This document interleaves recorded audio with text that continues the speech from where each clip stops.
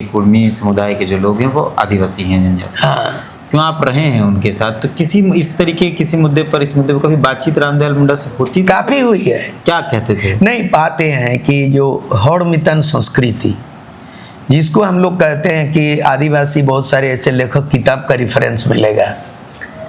H.H. Risley या ब्रिटिशकालीन जो reporter था उस समय 1881 1881 में भी H.H. रिस्ले ने जातिगत जो लिखा, उन्होंने कुर्मी को आदिवासी समुदाय में लिखा उसको।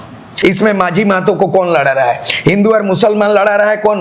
बीजेपी आरएसएस लड़ा रहा है। तो इसका मतलब है बीजेपी का आरएसएस का कोई हथकंडा बन रहा है। ये लड़ाई नहीं होना चाहिए। इसीलिए निर्मल महतो का बलिदान, सुनील महतो का बलिदान, और इसमें अनगिनत ऐसे हैं तो जिन्होंने अलग राज्य का लड़ाई को, इतिहास को देखा, अपने कलम से नहीं अपने नेतृत्व में देखा है, वो कभी भी माझी महतो को नहीं लड़ा सकता है। तो क्या लगता है कि सुदेश महतो पर जो आप आरोप लगा रहे हैं और सीबीआई पर जो आप भरोसा कर रहे हैं, तो कुछ निकल पाएगा? नहीं, वो अपना सीबीआई अपना क्या कोर्ट में, अदालत में होगा, लेकिन कोर्ट में जो ऑथेंटिक जो डॉक्यूमेंट्स है, रिपोर्ट अगेंस्ट खेल मंत्री Sudesh Mahto, other secretary level का, सचिव लेवल का है, ठेकेदार लोग जो रफा दफा किया है, तमाम चीज कार्रवाई नहीं होगा। तो इसीलिए मैं भ्रष्टाचार के खिलाफ लड़ने का मन बना लिया। हमारा 2024 का जो है ना, एकदम अबुआ दिसुम अबुआ राज, बिरसा मुंडा का सपनों के साथ भ्रष्टाचार मुक्त, शोषण मुक्त विनोद बिहारी महतो का 28 जून तो बड़ा दिन होगा झारखंड के लिए। फिर नहीं, बहुत बड़ा दिन होगा। 424 करोड़, 424 तो छोड़ दे, 420 करोड़, मैंने 420 करोड़ में 420 है, लेकिन मामला भी 420 है, धारा 420 420।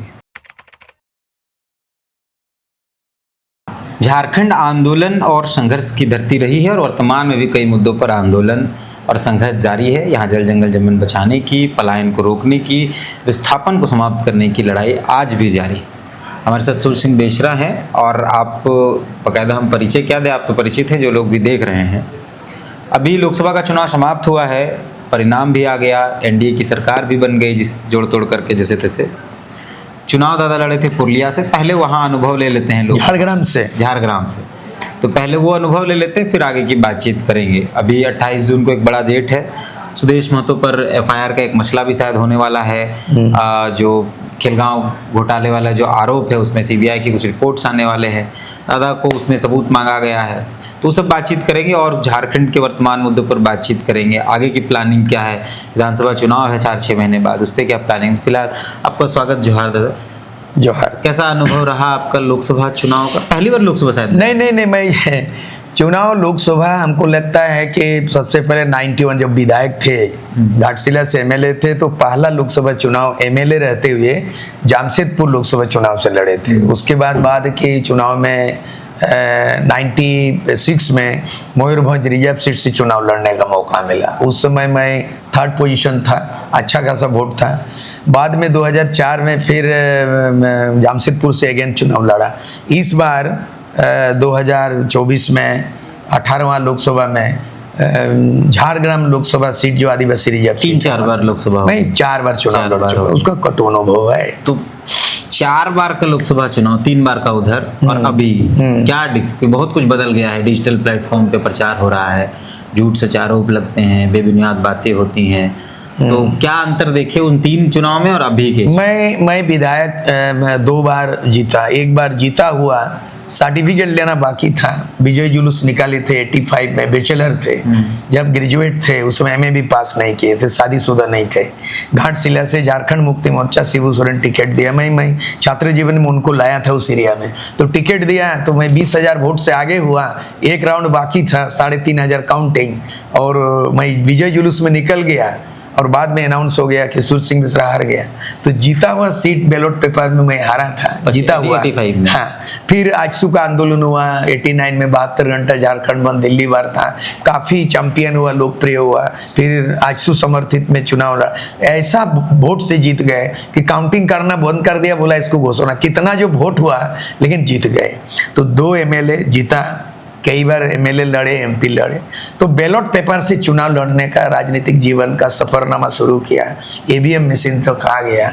इतने सच का जो अगर आप सच बोलेंगे वोटर के सामने तो सच का और ईमानदारी का यही है, परिचायक यही है कि आप चुनाव जीत नहीं सकते हैं। मिनिमम जो है ना, मैं इस बार चुनाव लड़ा, कोई यकीन नहीं करेगा कि मैंने दोस्त यार घर परिवार सब मिला के करीब 10 लाख रुपया जुगाड़ दिया, और उस जगह में हमने पता चला 10 करोड़ रुपया टीएमसी और बीजेपी, 10 करोड़ रुपया में एमपी का टीएमसी कैंडिडेट चुनाव लड़ता है और मैं 10 लाख रुपए में चुनाव। अब पैसा जो एक होता है धन बल, एक समय था बाहुबल, लेकिन मेरा उससे भी हावी हो गया मनोबल। चुनाव लड़ते रहे, जनाधार बनते गया, और मेरा मकसद था बंगाल से चुनाव लड़ने का एक था कि आदिवासी कुर्मी समाज हमको बरन करके ले गया। मेरे राजनीतिक जीवन में मेरा उम्र अभी 70 साल नहीं हुआ, 68 का हो गया हूँ, अगले 2 साल में 70 साल हो गया, लेकिन मनोबल इतना जुआ है कि हर चुनाव में रोका नहीं जा सकता है। कोई टोकेगा भी कि चुनाव मत लड़िए, मन नहीं बनता है। लेकिन आप तो कह रहे हैं चुनाव कि आप नहीं लड़ेंगे, तो चुनाव हाँ, अब की बार नहीं लड़ेंगे, उसके लिए ये आखिरी चुनाव था। ये मेरा आखिरी, इसीलिए बंगाल से चुनाव लड़ने 2 मकसद से है। एक आदिवासी कुर्मी समाज में पहला एक आदिवासी लीडर नेतृत्व करता हूँ जो कुर्मी समाज का वकालत ही किया, तथ्यपरक तर्कमूलक तथ्यपरक बात को रखा कि कुर्मी जो एसटी होने का जो आंदोलन करता है, सामाजिक न्याय, मैं उसके पक्षधर रहा हूँ। इसीलिए भावनात्मक भी नहीं और किसी तरह का राजनीतिक स्वार्थ के लिए भी नहीं, किसी तरह स्वार्थ भी नहीं, बल्कि जो है ना हमने उस समाज का समर्थन इसीलिए किया। 1913 में ब्रिटिश कालीन शासन काल में कुर्मी को मिला के 13 एबोरिजिनल जातियों को एबोरिजिनल एसटी में शामिल किया था 1913 में। फिर 1931 में वो रिकॉर्ड मैं ही जानता हूँ, इतिहास के तथ्य जानता हूँ, मैं वही वकालत करता हूँ। इतना बोलने में आदिवासी इतना नाराज हुआ, मैं से मेरा पुतला जलाया, मेरा रांची में मुर्दाबाद किया, मैं फिर घबराया नहीं, मैंने अपनी ऐतिहासिक तथ्यों को रखने का कोशिश किया। जब ये बात किया तो आदिवासी कुर्मी समाज को ऐसा लगने लगा कि एकमात्र आदिवासी नेता जो रामदयाल मुंडा टाइप का आदमी, कोई पक्षपात नहीं करता है, धर्म को लेके पक्षपात नहीं करता है, जाति को लेके नहीं करता है, जाति को लेके नहीं करता है। तो उस तरह का रामदयाल मुंडा से हमने सीखा है, शिक्षा मिला है उनसे कि सभी धर्म, सभी संस्कृति, सभी जाति, सभी समुदाय से प्यार करो, मोहब्बत करो। तो उस तरह से महतो जाति समाज हमको ले गए और खड़ा किया। वह 6 लाख वोटर था, लेकिन वह ऐसा ध्रुवीकरण हो गया कि मेरा भी बीजेपी के खिलाफ आह्वान था और टीएमसी का भी बीजेपी के खिलाफ था। तो माहौल ऐसा बना कि बीजेपी को हराना है। तो अंततः अंतिम में क्या हुआ कि सूरज सिंह बेसरा भी कुर्मी समाज को बोलता बीजेपी हराओ और टीएमसी बोलता बीजेपी भगाओ। तो दोनों बीजेपी भगाओ मामले में मेरा समर्थक भी टीएमसी में चला गया। बीजेपी हार गए, मैं भी हार गया, लेकिन मेरे हार में एक जीत हुई है कि बीजेपी हारा। और ज़्यादा खुशी हुई कि झारखंड के 5 रिजर्व सीट से बीजेपी को सबक सिखाया। तो हम जो है ना, हार का गम नहीं था, उसमें भी मेरा दम था कि बीजेपी झारखंड से हारा कम से कम आदिवासी एरिया। सब रामदयाल मुंडा का जिक्र किया, एक पेपर कटिंग और एक फेसबुक में चलता है कि रामदयाल मुंडा भी कहते थे कि कुर्मी समुदाय के जो लोग हैं वो आदिवासी हैं जनजाति। हाँ, क्यों आप रहे हैं उनके साथ, तो किसी इस तरीके किसी मुद्दे पर, इस मुद्दे पर कभी बातचीत रामदयाल मुंडा से होती? काफ़ी हुई है। क्या कहते थे? नहीं, पाते हैं कि जो हड़मितन संस्कृति जिसको हम लोग कहते हैं कि आदिवासी, बहुत सारे ऐसे लेखक, किताब का रिफरेंस मिलेगा।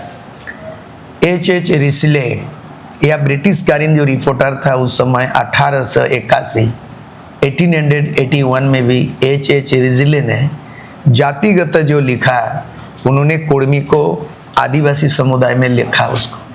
उसके बाद 1913 में जब ब्रिटिश कालीन समाज में हुआ, संथाल, हो, मुंडा, उरांव, तांती, तेली, सबोर, खड़िया, कुर्मी जाति को एबोरिजिनल में क्यों करेगा? वो तो अंधा नहीं था। ब्रिटिश में उस समय सर्वे किया कि इनका कल्चर, इनका हेरिटेज, इसका हिस्टोरिकल बैकग्राउंड, इसका हड़मितान, इनका संस्कृति, ये कुर्मी और महतो एक ही चीज़ है। दूसरी बात है 1931 तक था, 1950 में डिलिस्ट हो गए, लेकिन बाद के संथाल राइटर्स ने लिखा है कि खेरवाल वंशों में कुर्मी भी है और संथाल का बड़ा भाई कुर्मी माना गया है। लेखक संथाल का कवि लेखक ने लिखता है और खेरवाल वंशों में कुर्मी को रखा है। तो ऐतिहासिक तथ्यों में अध्ययन किया हूँ। रामदयाल मुंडा भी जानते थे, मानते थे, मैं भी जानता इस बात को, लेकिन अचानक अनायास बेमतलब का एक आदिवासी समाज खड़ा होता है कि हम कुर्मी को एसटी नहीं बनाने देंगे। अगर उसी तरह कोई हिंदू खड़ा हो जाता है कि सरना धर्म कोड होने नहीं देंगे, कोई उस समय बिहारी खड़ा हो जाता है कि बिहार से झारखंड को अलग होने नहीं देंगे, तो कभी भी झारखंड बिहार से अलग नहीं होता। तो आज लोग तो खड़े हुए हैं कि लालू जी बोले ही थे, आप ही के सामने बोला, मैं उसीलिए रिजानेशन भी दिया। मैं 91 में 5 साल का एमएलए, कोई पागल कुत्ता थोड़ी हमको काटा था कि मैं विधानसभा सदस्यता छोड़ दूंगा। लालू ने ललकारा विधानसभा में, मेरे लाश पर झारखंड बनेगा, बोला रिश्वत ले लो 1 करोड़, परिषद ले लो झारखंड बदले। मैं रिश्वत भी ठुकराया, परिषद भी ठुकराया और 1 साल 5 महीना में इतिहास में दर्ज कर दिया। आज मैं जिंदा हूँ, भूखे प्यासा थोड़ी, भीख मांगा थोड़ी हो। मैंने आदर्श, एक आइडल, एक सिद्धांत को, एक नीति को स्पष्ट किया। तो कहने का मतलब है आज भी आदिवासी लोग इस भ्रम में नहीं रहना चाहिए कि कुर्मी को हम अगर विरोध करेंगे कि एसटी नहीं होगा।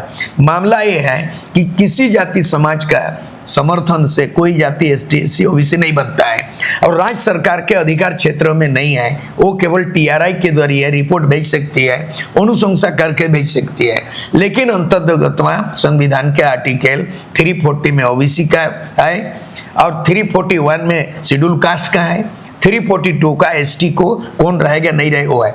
ये संविधान प्रावधान में केंद्र सरकार को अल्टीमेटली निर्णय लेना है। तो जब केंद्र को निर्णय लेना है और केंद्र को ही सरना कोड देना है, केंद्र को ही 5th शेड्यूल करने का अधिकार है, केंद्र को ही फॉरेस्ट एक्ट बनाएगा, केंद्र ही कोई चीज संविधान में अमेंडमेंट कर सकता है, केंद्र ही संताल भाषा को 8th शेड्यूल किया, केंद्र सरकारी मुंडारी को 8th शेड्यूल करेगा, केंद्र सरकार 5th शेड्यूल को 6th शेड्यूल कर सकता है। जब केंद्र सरकारी ग्रेटर झारखंड बना सकता है, बंगाल का अभी भी 3 जिला बाकी है, उड़ीसा का 4 जिला, तो हमारी लड़ाई आपस में माझी मातों में क्यों हाथापाई करेंगे? ये लड़ाई तो बेईमानी है। जब इतना दिन जहां पे संथाल आदिवासी लोग खून बहाया, क्या वह मातों ने, मैं गवाह हूं सूरज सिंह बेसरा, अगर निर्मल मातों के हत्याकांड नहीं होता, झारखंड मुक्ति मोर्चा केंद्रीय अध्यक्ष तो सूरज सिंह बेसरा उग्र नहीं होता, उस समय माओवादी नहीं था झारखंड में, मैंने डू और डाई लाई किया और निर्मल मातों का हत्याकांड 8 अगस्त 1987 को हुआ और मैंने 88 को राजीव गांधी को काला झंडा दिखाया। गो बैक राजीव गांधी, प्रधानमंत्री को काला झंडा दिखाने का आइसू का रिकॉर्ड है। मैं स्वयं काला झंडा प्रधानमंत्री को दिखाया हूँ चाईबासा में और हजारों लड़का गिरफ्तार हुआ है। और 89 में निर्मल मातो खून के बदले झारखंड लेंगे स्लोगन हुआ, करो या मरो, 10,000 नौजवान खड़ा हुआ। तो निर्मल मातो का बलिदान, आजसू का उलगुलान सूरज सिंह बेसरा के नेतृत्व में बिकाऊ नहीं हुआ। एमएलए से भी त्याग का इतिहास है और टेबल टॉक में भी जीता। वो व्यक्ति आज मैं जिंदा हूं। एमएलए से त्याग का बात हमेशा जिक्र करते, कभी अफसोस होता है कि क्यों त्याग? नहीं, हमें भगत सिंह का इतिहास से प्रेरणा मिलता है। भगत सिंह जेल में था, उनको फांसी डिक्लेयर हो गया। उनके पिता जो है ना, पूज्य पिता बोला है बेटा तुम आज़ादी का लड़ाई फड़ाई छोड़ो और तुमको हम बेल मिल जाएगा, तुमको फांसी नहीं होगा, इतना बोल दो मैं आप कोई लड़ाई नहीं लड़ूंगा, तुम मेरा बेटा हो, तेरा बाप बोल रहा हूँ। और उन्होंने जेल में जो रिक्वेस्ट किया, उन्होंने आज भी पत्र भगत सिंह के जन्मदिन, उसका शहादत दिवस पे पिता को पत्र लिखने का, भगत सिंह का अखबार में आता है कि पिता को लिखता है कैसे। बोले एक भगत सिंह त्याग देगा, एक भगत सिंह बलिदान देगा तो हजारों भगत सिंह पैदा होगा देश को क्रांति के लिए। सूरज सिंह बेसरा जो त्याग दिया, ये मेरे को पेंशन नहीं मिलेगा उसके लिए टेंशन नहीं था। मैं एक मिसाल पेश किया, जब निर्मल मातो बलिदान दे सकता है, सूरज सिंह बेसरा बलिदान पर आंदोलन को, उग्र आंदोलन, बोडोलैंड गोरखालैंड को मात करके दिल्ली वार्ता बुलाना, आज इतना बड़ा जुलूस होता आज के युवा शक्ति, बता दे स्थानीय नीति क्यों नहीं बना सका, बता दे आज जेपीएससी में करप्शन क्यों बंद कर सका, बता दे नियोजन नीति क्यों नहीं बना सका। लेकिन सूरज सिंह बेसरा ईमानदारी से नेतृत्व किया। मैंने हिंदू को, मुसलमान को, क्रिश्चियन को, आदिवासी को, मूलवासी को, माझी को, मातो को, लड़कियों को ऐसा टीम बनाया 10,000 सेना, उसका कप्तान मैं आज जिंदा हूं। और मैंने कहीं बेईमानी नहीं किया, त्याग दिया तो त्याग भी दिया। तो आज माझी मातो भाई भाई का नारा हम नहीं बोल रहे हैं। आज झारखंड मुक्ति मोर्चा का गठन माझी महतो के बिना जेएमएम पैदा नहीं हो सकता। विनोद बिहारी महतो का मार्गदर्शन, शिबू सोरेन के जुझारीपन, एक संथाल माझी एक महतो विनोद बिहारी, दोनों भी मिलन जेब में नहीं पैदा हो सकता है। और बिना हिंदू मुस्लिम सिख ईसाई क्रिश्चियन आदिवासी सब मिला के नहीं, यहाँ कौन लड़ा रहा है? यहाँ लड़ा रहा है आदिवासी के में डीलिस्टिंग क्यों बोला? मैं रांची में बोल रहा हूँ इस मीडिया, आपके मीडिया के थ्रू, यहाँ आदिवासी के बीच में बेमनुष्य लड़ाने का आपस में लड़ा काम करता है। जो आदिवासी क्रिश्चियन हुआ है, भारत का संविधान सेकुलर है, जब तक भारत का संविधान का आर्टिकल 25 प्रावधान है तब तक धार्मिक स्वतंत्रता है। कोई भी भारत के नागरिक हिंदू मुस्लिम सिख ईसाई और कोई हो सकता है, सरना हो सकता है। धर्म परिवर्तन का मामला स्वेच्छा से है, संविधान का आर्टिकल 25 में है। तो तब हम हमारा आदिवासी भाई उस जमाने में क्रिश्चियन हुआ, इस जमाने में कोई प्रलोभन से दबाव में नहीं आता। लेकिन आज आरएसएस के विचार काम कर रहा है, यहाँ पे फूट डालो राज करो कर रहा है और आदिवासी के बीच में क्रिश्चियन नॉन क्रिश्चियन का लड़ाई लड़ा रहा है। डीलिस्टिंग का बात कहां से आया? यहाँ आदिवासियों का बड़ा बड़ा जुलूस कर रहा है। कौन है वो लोग? दलाल है वो लोग, जमीन का हलाल है, जमीन का दलाल है, झारखंड को हलाल किया है। तो ऐसे लोग आदिवासी के बीच में, ट्राइबल के बीच में क्रिश्चियन नॉन क्रिश्चियन का लड़ाई लड़ाता है, उसका मैं घोर विरोधी हूं। दूसरी बात है, माझी मातो भाई भाई जेमेम बना है, आजसू बना है, मरांगोम के जयपाल सिंह आदिवासी महासभा नहीं चला तो 1950 में झारखंड पार्टी बना के हिंदू मुस्लिम सिख ईसाई सबको एकजुट करके 32 गो एमएलए बनाने का 1952 में रिकॉर्ड और 8-10 गो एमपी बनाने का रिकॉर्ड है। हम उसे प्रेरणा लेना चाहिए। वो जो एमएलए बनाए 32-30 गो और जो एमपी बनाए 8 गो, उसमें सब आदिवासी थे या दूसरे? सारे लोग मिला के, उस मुस्लिम भी था, पंजाबी भी था, उसके बाद है वहाँ पे क्रिश्चियन विधायक का नाम उसमें मैंने हमको लगता है पंजाबी का कौन ओनेजा था, सोनलाल ओनेजा या कौन था। उसके बाद है नाम मुझे याद है नहीं है, लेकिन उसका लिस्ट आज भी है। आप देखेंगे गूगल में सर्च कीजिए, किताबों में देख लीजिए, उनका 32 गो एमएलए का नाम है। उनमें हिंदू भी है, मुस्लिम भी है, आदिवासी भी, क्रिश्चियन भी है। कहने का मतलब सेकुलर कॉन्सेप्ट लेके मारांगुम के जयपाल सिंह आदिवासी वो क्रिश्चियन थे, एनी होरो भी क्रिश्चियन थे, लेकिन क्रिश्चियन का मतलब कोई आदमी को ये लड़ाई नहीं था कि एनी होरो नेतृत्व कर रहा झारखंड पार्टी, या झारखंड पार्टी को 71 में पुनर्गठित किया, क्योंकि 1963 में जयपाल सिंह मरांगुम के ने झारखंड पार्टी को कांग्रेस में विलय किया। उसमें हताशा निराशा आ गया और उसके परिस्थिति में कहीं भी लोगों को कोई नेतृत्व, कोई दिशा विहीन हो गया, नेतृत्व विहीन हो गया। उस परिस्थिति में 1971 में एनी होरो ने पुनर्गठित किया और इंदिरा गांधी के प्रधानमंत्री थे, दिल्ली जाके उन्होंने बृहद झारखंड का मेमोरेंडम दिया, पुनर्जीवित किया। मतलब मारांगुम के जयपाल सिंह आदिवासी क्रिश्चियन भेदभाव नहीं था, एनी होरो आदिवासी मुंडा क्रिश्चियन था, कोई भेदभाव नहीं था। लेकिन आज झारखंड राज्य बनने के बाद इन 20-25-24 सालों में ये आदिवासी के बीच में कौन क्रिश्चियन नॉन क्रिश्चियन कर रहा है? इसमें माझी महतो को कौन लड़ा रहा है?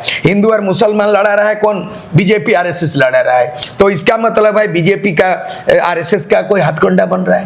ये लड़ाई नहीं होना चाहिए। इसीलिए निर्मल महतो का बलिदान, सुनील महतो का बलिदान, और इसमें अनगिनत ऐसे हैं तो जिन्होंने अलग राज्य का लड़ाई को, इतिहास को देखा, अपने कलम से नहीं अपने नेतृत्व में देखा है, वो कभी भी माझी महतो को नहीं लड़ा सकता है और कभी भी आदिवासी होड़ मितान मूलवासी को अलग थलग नहीं कर सकता, हिंदू और मुसलमान नाम से नहीं लड़ा सकता, क्रिश्चियन नॉन क्रिश्चियन में आदिवासी को डिवाइड नहीं कर सकता। मैं तो कदापि नहीं करूँगा। इसीलिए मैं 2024 में एक secular Jharkhand, secular Bharat, secular country, secular Baba Saheb का अम्बेडकर, इसको लेते हुए बिरसा मुंडा का अबुआ दिसुम अबुआ राज ग्रास रूट में जाना चाहते हैं। ग्राम सभा से विधायक, विधानसभा से विधेयक, ग्राम सभा से विधायक चुनेंगे और विधानसभा से विधेयक बनाएंगे।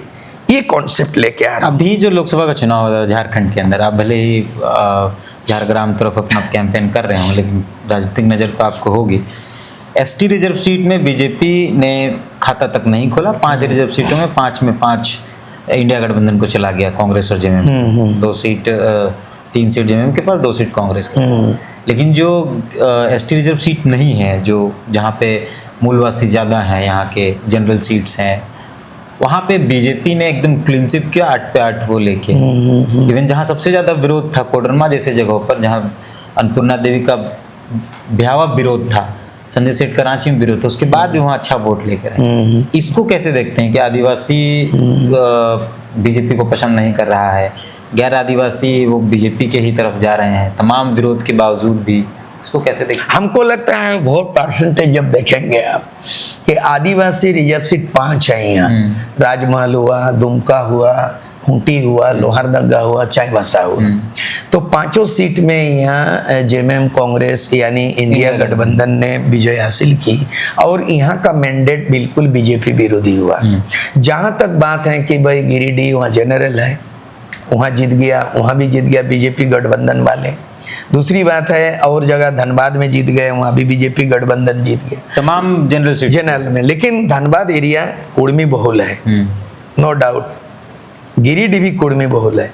तो डिवीजन ऑफ वोट इधर जयराम महतो भी खड़ा हुआ मान लो, इधर जो है ना आपका जेएमएम के कैंडिडेट मथुरा महतो भी खड़ा हुई, और उसके बाद जो है उधर चंद्र प्रकाश चौधरी बीजेपी गठबंधन हो। ये जो 3 टक्कर में आ गया, तीनों में जो त्रिकोणात्मक संघर्ष में ये डिवीजन ऑफ वोट का फायदा बीजेपी गठबंधन को मिला। उसी तरह का जो है ना बाकी जगह में भी, धनबाद में भी ये तो त्रिकोणीय हजारीबाग, हाँ। रांची और गिरिडीह में रहा, 3 जगह में हुआ है। लेकिन धनबाद और बाकी जगहों पर तो हाँ, यहाँ भी हमको लगता है कि यहाँ त्रिकोणात्मक संघर्ष में भी, रांची में भी इसी का फायदा मिला।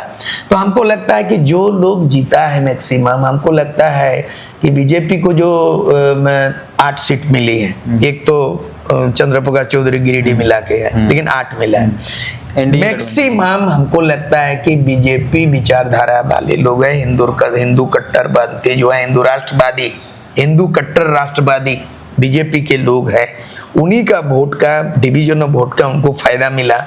अगर देखा जाएगा फिर भी मूलवासियों का, खतियानधारियों का इस बार हम मानेंगे, मैं भी आंकड़ा देखा हूँ 14 लोकसभा का, हमारा आदिवासी मूलवासी परसेंटेज बीजेपी के खिलाफ जनादेश रहा है।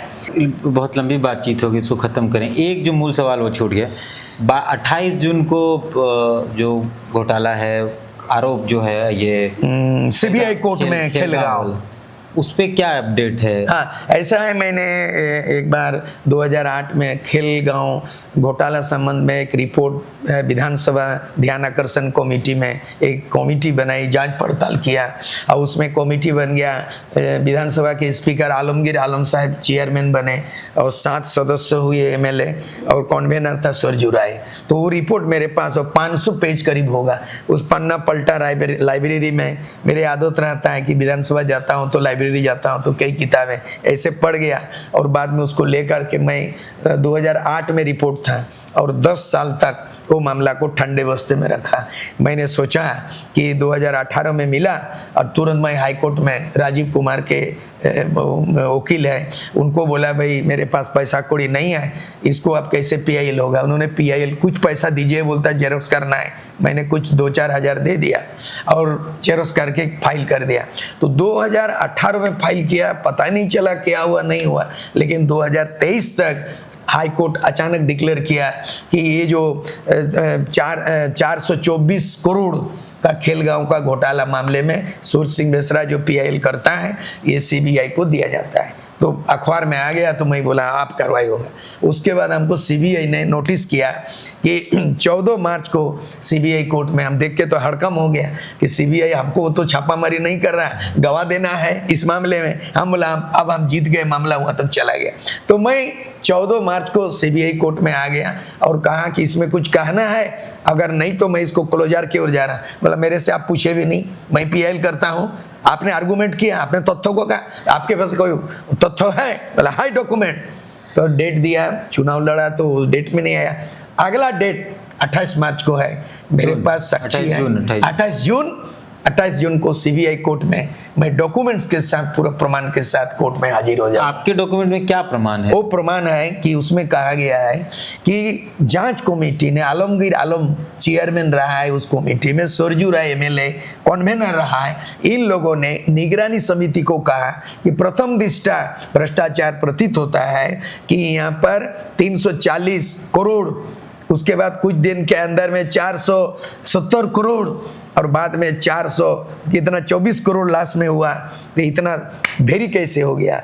इसलिए जांच में पाया गया दोषी है, इसलिए एफआईआर दर्ज किया जाए दोषी व्यक्ति मंत्री। उसमें लिखा हुआ? ऐसा लिखा हुआ है। तो उसी तो जांच समिति ने रखा कि निगरानी को कहा गया, निगरानी में सुपुर्द किया रिपोर्ट को, एफआईआर दर्ज करो, कानूनी कार्रवाई किया जाए, जांच समिति रिकमेंड किया, लेकिन कुछ नहीं हुआ। नहीं किया। तो फिर विधानसभा की जांच समिति का कोई मतलब नहीं। तो हम इसीलिए जनता के बीच में जो हवा और खौफ है वो तो बेवजह है। तो हमने बधाई दे रहे हैं, हाई कोर्ट ने सीबीआई को दे दिया और सीबीआई भी बोल रहा था कि इसको क्लोजर कर दूंगा, कोई तथ्य नहीं मिल रहा है। तो मेरे पास तथ्य है, तो देखा जाएगा 28 जून को तथ्यों के साथ मैं सीबीआई कोर्ट रांची में हाजिर हो रहा हूँ। किसका नाम है उसमें? उसमें सुदेश महतो खेल गांव उस समय थे, खेल मंत्री, खेल सचिव भी थे। और उसमें जो है ना क्या आनंद नाम है, आर के आनंद, वो कोई कमेटी में वो भी कुछ है, या खेल विभाग के सचिव लोग हैं, ठेकेदार लोग हैं जो टेंडर लिया।